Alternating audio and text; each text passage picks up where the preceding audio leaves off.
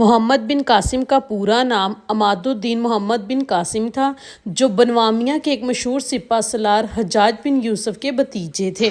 मोहम्मद बिन कासिम ने 17 साल की उम्र में सिंध फतह करके हिंदुस्तान में इस्लाम को मुतारिफ करवाया। उनको इस अजीम फतह के बायस हिंदुस्तान और पाकिस्तान के मुसलमानों में एक मसीहा का एजाज़ हासिल है और इसीलिए सिंध को बाबुल इस्लाम कहा जाता है, क्योंकि हिंदुस्तान पर इस्लाम का दरवाज़ा यहीं से खुला। मोहम्मद बिन कासिम 31 दिसंबर 695 में ताइफ में पैदा हुए। उनके वालिद ख़ानदान के मुमताज़ अफराद में शुमार किए जाते थे। जब हुज्जाज बिन यूसुफ को इराक़ का गवर्नर मुकर्रर किया गया तो उसमें सकफ़ी ख़ानदान के मुमताज़ लोगों को मुख्तलिफ़ ओहदों पर मुकर्रर किया। उनमें मोहम्मद के वालिद कासिम भी थे, जो बसरा की गवर्नरी पर फाइज थे। इस तरह मोहम्मद बिन कासिम की इब्तदाई तरबियत बसरा में हुई। तकरीबन 5 साल की उम्र में उनके वालिद का इंतकाल हो गया। बचपन से ही मोहम्मद बिन कासिम मुस्तकबिल का ज़हीन और काबिल शख्स नज़र आता था। गुर्बत की वजह से आला तलीम हासिल करने की ख्वाहिश पूरी न कर सके, इसलिए इब्तदाई तलीम के बाद फ़ौज में भर्ती हो गए। फ़नून सिपाहीगिरी की तरबियत उन्होंने दमिश्क में हासिल की और इंतहाई कम उम्री में अपनी काबिलियत और गैर मामूली सलाहियत की बदौलत फ़ौज में आला ओहदा हासिल करके इम्तियाजी हैसियत हासिल की।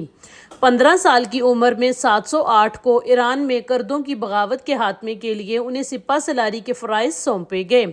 इस वक्त बनवामिया के हुक्मरान वलीद बिन अब्दुल मुल्क का दौर था और हज्जाज बिन यूसुफ इराक़ का गवर्नर था। इस मुहिम में मोहम्मद बिन कासिम ने कामयाबी हासिल की और एक गैर मामूली छावनी शिराज को एक ख़ास शहर बना दिया। इस दौरान मोहम्मद बिन कासिम को फ़ारस के दारुल हुकूमत शिराज का गवर्नर बनाया गया। इस वक्त उसकी उम्र 17 बरस थी। अपनी तमाम खूबियों के साथ हुकूमत करके अपनी काबिलियत और जहानत का सिक्का बटाया और 17 साल की उम्र में ही सिंध की मुहिम पर सलार बनाकर भेजा गया। मोहम्मद बिन कासिम की फतूहात का सिलसिला 711 में शुरू हुआ और 713 तक जारी रहा।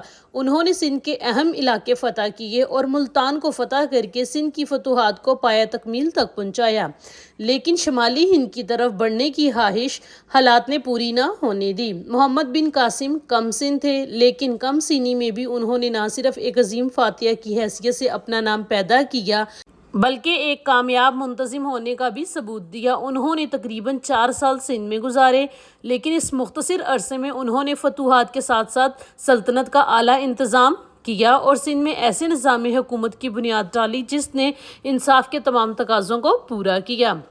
मोहम्मद बिन कासिम ने अपनी सलाहियतों, जुर्रत और हुस्न अखलाक के बायस हिंदुस्तान में जो कारनामे अंजाम दिए वो काबिल ज़िक्र हैं। सिंध के अवाम के लिए उन्होंने रवादारी की बड़ी उम्दा पॉलिसी अख्तियार की। मोहम्मद बिन कासिम की सिंध की फ़तह सियासी, माशरती, मजहबी और अमली हर एतबार से बेशुमार असरात की हामिल थी। मोहम्मद बिन कासिम एक नौउम्र नौजवान थे। इस कम उम्री में उन्होंने सिंध की मुहिम पर सिपा सलार की हैसियत से जो कारनामे अंजाम दिए वो उनके किरदार की पूरी तरह अक्कासी करते हैं। वो ज़बरदस्त जंगी काबिलियत और इंतज़ामी सलाहियतों का मालिक था। उनकी इन सलाहियतों के सबूत के लिए सिंध की मुहिम की कामयाबी ही काफ़ी है। उनके अहलाक व किरदार का अंदाज़ा इस बात से भी लगाया जा सकता है कि एक गैर कौम उनकी गर्विदा हो गई थी। सिंध के अवाम उनकी हद दर्जा चाहत का इजहार करने लगे थे। तारीख़ सिंध के मुसन्निफ़ इजाज़ुल हक़ कुदूसी तहरीर करते हैं, मोहम्मद बिन कासिम जब सिंध से रुखसत होने लगे तो सारे हिंदुस्तान में उनके जाने पर इज़हार अफसोस किया। उनकी वफ़ात पर शहर कैरज के हिंदुओं और बुद्धों ने अपने शहर में उनका एक मुजस्मा बनाकर अपनी अकीदत का इज़हार किया।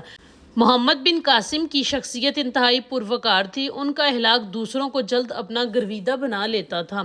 उनकी ज़ुबान शीरी और चेहरा हंसमुख था। वो एक बाहिम्मत, बामुरव्वत, रहमदिल और मिलनसार इंसान थे। वो हर शख्स से मोहब्बत से पेश आते और उनके मातहत उनकी हद दर्जा इज़्ज़त व एहतराम करते थे। आम जिंदगी में लोगों के गम बांटते थे। उन्होंने हर मोड़ पर अक्ल व फरासत को पूरी तरह इस्तेमाल किया और उनका हर कदम कामयाबी की राहें तलाश करता था। उनकी बुलंद ख्याली और मुस्तहकिम इरादे उनकी कामयाबी की दलील हैं।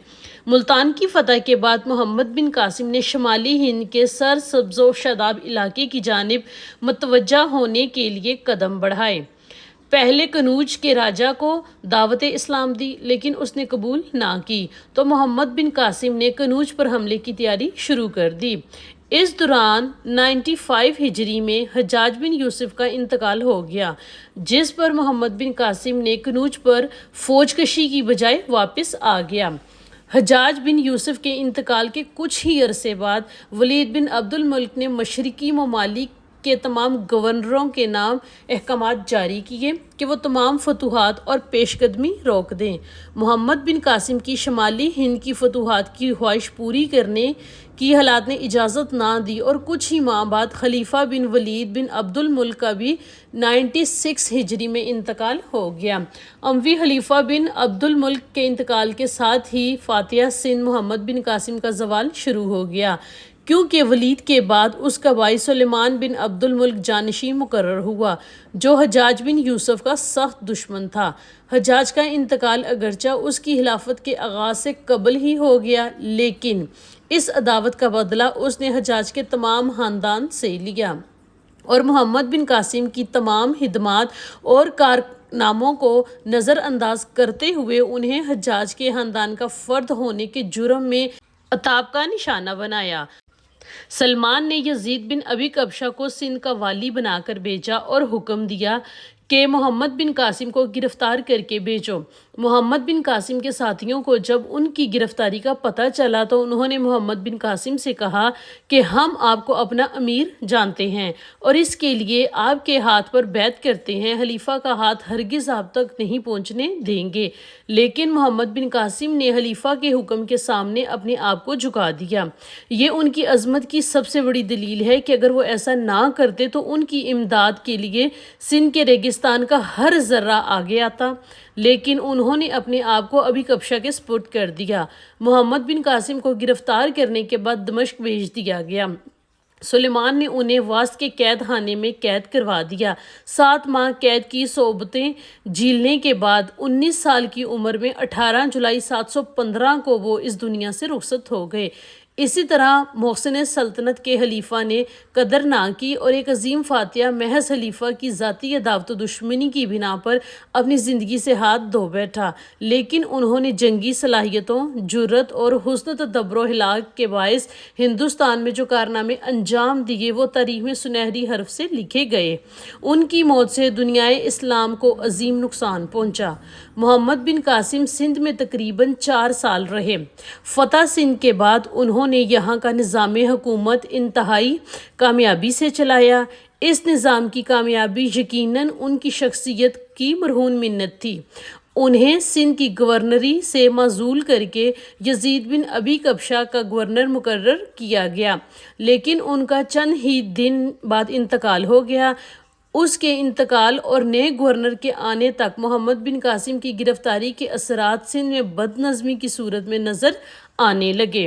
امید ہے کہ آج کی ویڈیو آپ کو اچھی لگی ہوگی۔ اگر آپ کو یہ ویڈیو اچھی لگی ہے تو لائک کیجئے گا، اگر آپ چینل پہ نیو ہیں تو سبسکرائب کیجئے گا۔ اسی طرح کی انفارمیٹیو ویڈیوز آپ کو یہاں پہ ملتی رہیں گی۔ Thank you so much for watching.